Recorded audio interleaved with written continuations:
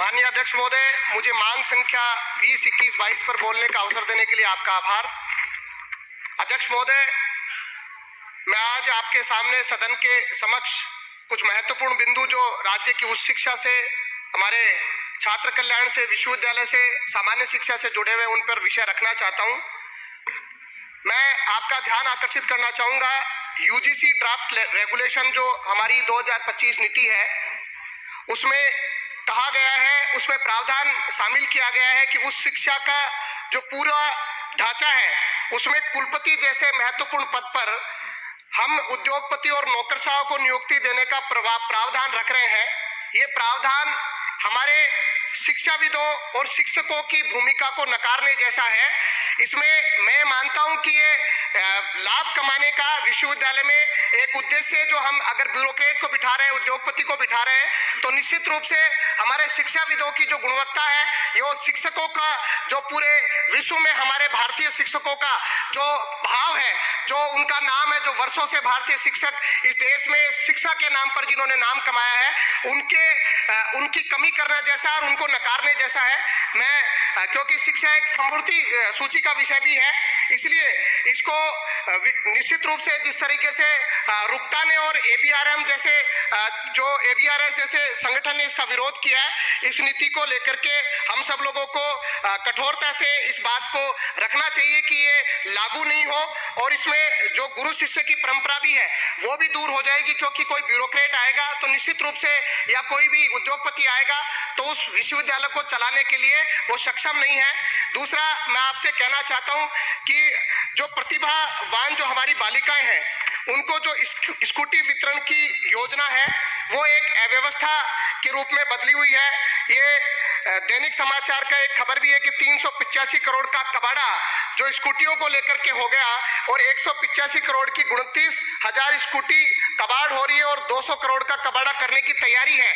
ये प्रदेश की इस व्यवस्था को दिखाता है कि किस तरीके से जो अच्छी शिक्षा के लिए, आवागमन के लिए हमारी बेटियों को, हमारी बहनों को जो सुविधा प्रदान करना सरकार चाहती है, और वो स्कूटियां उनको तब मिल रही है जब उनका सेशन पूरा हो रहा है। तो मैं निश्चित रूप से ये कहना चाहता हूं कि उनको समय पर मिले और उसमें जो विसंगति है, क्योंकि ये विसंगति बहुत बड़ी विसंगति है, उनको जो स्कूटियां, जो मैंने प्रश्न संख्या 8171 के माध्यम से स्कूटी वितरण की समय सीमा को लेकर के प्रश्न पूछा था, उसमें उत्तर में कहा गया कि यथासंभव परिणाम घोषित होने के 3 माह के भीतर स्कूटी वितरण की कार्रवाई पूरी की जाएगी। लेकिन वास्तविकता यह है कि छात्राओं को समय पर स्कूटी नहीं मिल पा रही है और जिसकी वजह से जो उनका मूल उद्देश्य है, जो वास्तव में उनको आवागमन के लिए महाविद्यालय में स्कूटी उपलब्ध कराई जाती है, वो पूरा नहीं हो पा रहा है और इसका कोई औचित्य नहीं है। इसलिए इसको सही समय पर किया जाए, क्योंकि न्याय का तकाजा यह है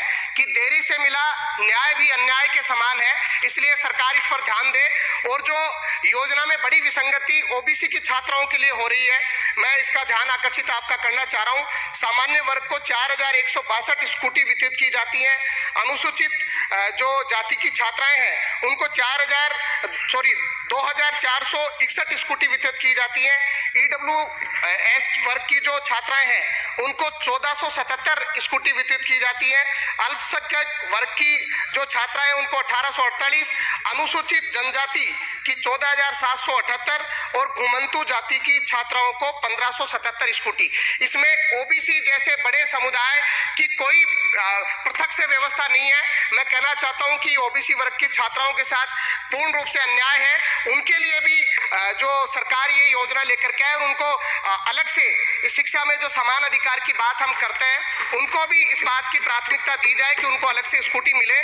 दूसरी तरफ जो महत्वपूर्ण पूर्ववर्ती सरकार ने हमारे जो शोधार्थी हैं, जो नेट सेट उत्तीर्ण विद्यार्थी हैं, उनको 20,000 मासिक शोध छात्रवृत्ति देने की योजना शुरू की थी और एक बजट भी अलॉट किया था। लेकिन हकीकत में इस योजना का क्रियान्वयन अभी तक नहीं हो पाया है। इसलिए मैं माननीय उप मुख्यमंत्री जी आपसे अनुरोध करना चाहता हूं कि इस योजना को शुरू करें और जो लाभ हमारे शोधार्थियों को मिल सकता है उसका लाभ दें। दूसरा, विश्वविद्यालय में जो शिक्षकों का, क्योंकि आज बच्चे हैं लेकिन क्लास नहीं लगती और कक्षाएं नहीं लगने के अभाव में हमारी गुणवत्तापूर्ण जो शिक्षा है वो हमको नहीं मिल पा रही है। उसका उदाहरण हमारे राजस्थान विश्वविद्यालय में अभी 50 शिक्षक ऐसे हैं जो प्रोफेसर पद पर पदोन्नति उनकी ड्यू है, जो 30 शिक्षक एसोसिएट प्रोफेसर पर उनकी पदोन्नति के योग्य हैं, लेकिन वो भी अभी ड्यू है। 230 शिक्षक सिलेक्शन ड्यू है और इसके अलावा 98 शिक्षक सीनियर सिलेक्शन ड्यू है। तो मैं आपसे अनुरोध करना चाहता हूं कि आप इनकी पदोन्नति सही समय पर करें। और एक बड़ा उदाहरण नेशनल लॉ यूनिवर्सिटी जोधपुर में देखने को मिला, जहां पर एसोसिएट प्रोफेसर, असिस्टेंट प्रोफेसर की भर्ती में जिनमें 23 पदों में से 19 पदों में, जिसमें ओबीसी, एससी, एसटी और ईडब्ल्यूएस के पद है, उसमें आपने एनएफएस कर दिया, नॉट फाउंड सुटेबल कर दिया। क्या ये जो नेट सेट पीएचडी जो योग्यताधारी है, अगर ये साक्षात्कार में भी अयोग्य हो रहे हैं तो मुझे लग रहा है कि निश्चित रूप से आरक्षण से छेड़छाड़ करी जा रही है। तो इस पर भी मैं सदन का ध्यान दिलाना चाहूंगा कि आरक्षण के साथ किसी भी प्रकार की छेड़छाड़ बर्दाश्त नहीं है। उनको नॉट फाउंड सुटेबल करके जो सरकार ने या जो विश्वविद्यालय ने जिस प्रकार का कदम उठाया है वो निंदाजनक है। मैं अध्यक्ष महोदय विद्या संबल योजना की तरफ सदन का ध्यान आकर्षित करना चाहूंगा। विद्या संबल योजना हमारे जो शिक्षक हैं वो एक 90 कालांश जो वर्ष भर में जो हमारा शैक्षणिक सत्र है उसके लिए होती है, लेकिन वर्तमान में जो सेमेस्टर शिक्षा प्रणाली है उसकी वजह से वो पूरा नहीं कर पा रहे और फरवरी के बाद में छात्रों की पढ़ाई पूरी प्रभावित हो रही है। उसमें भी आप सब लोग इस बात को प्राथमिकता से ले कि उनको पूरा जो शैक्षणिक जो सत्र है उसके लिए नियुक्त किया जाए। दूसरा, जो एक मुख्यमंत्री जी ने राज्यपाल के अभिभाषण पर कहा कि हमने 2700 विद्या संबल के तहत शिक्षक नियुक्त किए हैं, जबकि असिस्टेंट प्रोफेसर नियुक्त किए गए, जबकि मैं सच्चाई ये माननीय मुख्यमंत्री जी आपका ध्यान आकर्षित करना चाहूंगा कि मुख्यमंत्री जी ने कहा कि 2700 ऐसे शिक्षक है, जबकि 1-2 जिलों के अलावा पूरे राजस्थान में लगभग 350 महाविद्यालय जिनमें विद्या संबल योजना में एक भी शिक्षक अभी नियुक्त नहीं है। और मुझे लग रहा है कि अधिकारियों ने मुख्यमंत्री जी को कोई पर्ची पकड़ा दी और उन्होंने पढ़ दी, जो कि गलत है, गलत तथ्य उन्होंने पेश करे। अभी ऐसा एक भी शिक्षक यहाँ पर नहीं है, इसका भी मैं बात आपके सामने कहना चाहूंगा। और जिस प्रकार से अध्यक्ष महोदय आज जो हमारे छात्र हैं, जो कोचिंग के नाम पर जो कोचिंग संस्थाएं हैं, जो विद्यार्थी तनाव में रहते हैं, कोई नियम नहीं है, कोई नियामक आयोग नहीं है कि किस प्रकार से कोचिंग कराई जाए, कितने घंटे वो पढ़ सकते हैं और मनमानी मोटी फीस उनसे वसूली जा रही है।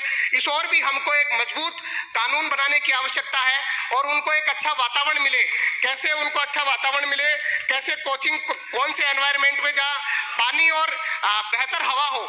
आज के मैंने अखबार का मैं भी आपको जिक्र कर रहा हूं कि वहां पर विद्यार्थियों का एकाग्रता से मन लग सके, वो अच्छी पढ़ाई कर सके, उस बात पर भी एनवायरनमेंट अच्छा हो, उस बात पर भी हमको ध्यान देने की आवश्यकता है। ये बेहद जरूरी है। और कैसे उनका तनाव कम हो, क्योंकि 28 अगस्त 2023 को एक उच्च स्तरीय समिति का गठन किया गया था और उसने दिशा निर्देश जारी किए कि मानसिक स्थिति को एसेस करने का उपचार किया जा सके, परंतु 15 महीने का कालखंड हो गया। अभी वो जो योजना जो वो थी सलाहकार समितियों की एक कमेटी थी, उससे अगर जो भी मनोसलाहकार या काउंसलर नियुक्त करने की बात थी, अभी तक कुछ नहीं किया गया। इस ओर भी हमको ध्यान देने की आवश्यकता है। आत्महत्याओं के प्रकरण बढ़ रहे हैं। हम राजस्थान यूनिवर्सिटी का भी एक छात्र ने आत्महत्या करी, कोटा में कोचिंग में किस प्रकार से आत्महत्या की घटनाएं हैं, जोधपुर की घटनाएं हैं। तो इस पर भी कोचिंग पर और कोचिंग पर कोई नियामक कानून बने कि कैसे वो फीस किस कीमत में फीस वसूली जा सके। वो भी छात्रों के साथ निश्चित रूप से हमें छात्र छात्राओं के साथ अन्याय को समझना है कि किस प्रकार के नियम लागू किए जाएं। मैं पिछली सरकार के जो बजट घोषणा पूर्ववर्ती थी उसमें बिंदु संख्या 27(1) में उस शिक्षा में शैक्षणिक सुधार और ओरिएंटेशन के लिए जयपुर में Rajasthan state faculty development academy स्थापित करने की घोषणा थी, लेकिन 19 सितंबर 23 को प्रशासनिक और वित्तीय स्वीकृति जारी हो गई। अभी तक उस परियोजना पर कोई प्रगति नहीं है। इस ओर भी आपका ध्यान आकर्षित करना चाहूंगा। मैं जो राजस्थान में स्कूली शिक्षा में मैं आपको मेरा प्रश्न संख्या मैंने 1528 के तहत जो शिक्षकों की रिक्त पदों पर मैंने प्रश्न लगाया था, बड़े चिंताजनक है कि आज वरिष्ठ अध्यापक और स्कूली व्याख्याता के केवल 4,331 पदों पर भर्ती निकाली है, जो कुल रिक्त पदों का 5% है। मैं आपसे कहना चाहता हूं कि आज बाड़मेर का भी मैं आपको उदाहरण देना चाहूंगा। आज के अखबार में बाड़मेर में जिस प्रकार से छात्रों ने पदों को बढ़ाने का आंदोलन किया है, पूरे प्रदेश का नौजवान चाहता है कि उसके साथ अन्याय नहीं हो, उसके साथ अत्याचार नहीं हो, और ये वरिष्ठ अध्यापक और जो हमारे स्कूल व्याख्याता के पद हैं उनको बढ़ाए जाएं, नहीं तो युवाओं को निश्चित रूप से सड़कों पर आना पड़ेगा।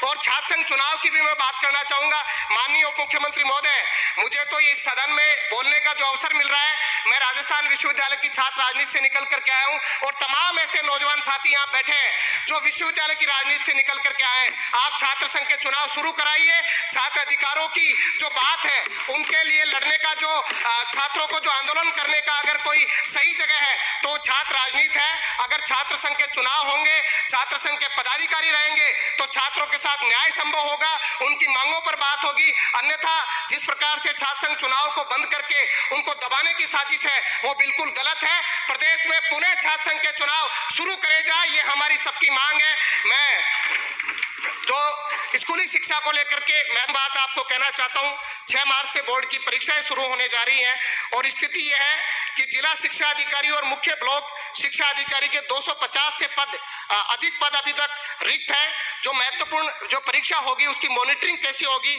इसकी चिंता भी हमको करनी है। जो पदोन्नति प्राप्त 267 अधिकारी 1 साल से अभी तक एपीओ चल रहे हैं, जबकि 30 दिन से ज्यादा हम एपीओ नहीं रख सकते। तो ऐसे एपीओ रख करके हम क्या करना चाह रहे हैं? डीपीसी में चयनित 4,242 प्रधानाचार्य और 15,000 से अधिक व्याख्याता अभी जो अंग्रेजी माध्यम के विद्यालय है उनमें चयनित शिक्षक लंबे इंतजार के लिए पदस्थापन का इंतजार कर रहे हैं। क्या हम हमारे जो अंग्रेजी माध्यम का जो उनकी समीक्षा के नाम पर उनको बंद करना चाहते हैं? ये अन्याय होगा, क्योंकि सरकार नहीं चाहती कि गरीब विद्यार्थी अंग्रेजी माध्यम के विद्यालयों में पढ़े। ये सरकार इस नाते समीक्षा के नाम पर उन विद्यालयों को बंद करना चाहती है, जो कि गलत है। हम इसका विरोध करते हैं, और जो अंग्रेजी माध्यम के विद्यालय शुरू करे गए निश्चित रूप से वो शुरू रहने चाहिए और उनके पदों को बढ़ना चाहिए, ये भी मैं मांग करूंगा। और जो बहुत महत्वपूर्ण बात अध्यक्ष महोदय, राजस्थान में जो हमारे जो छात्र हैं, विद्यार्थी है स्कूलों में, उनको जो निःशुल्क यूनिफॉर्म मिलने वाली थी, वो जो इस शैक्षणिक सत्र में वितरित नहीं की गई, वो बड़ी चिंताजनक है, शर्मनाक है कि कैसे बेहद चिंताजनक स्थिति है कि सर्दी जैसे मौसम में उनको यूनिफॉर्म नहीं मिल पा रही है, और सरकार यूनिफॉर्म नहीं मिलने का कोई कारण स्पष्ट करे कि क्यों नहीं मिल पा रही है। बच्चों के साथ अन्याय है, समयबद्ध ढंग से उनको लागू किया जाए। और क्योंकि ये छात्रों के साथ जिस प्रकार का अन्याय सरकार करना चाह रही है, स्कूलों को बंद करके उनको यूनिफॉर्म नहीं दे करके, तो मैं चाहता हूं कि आप उनको यूनिफॉर्म दे।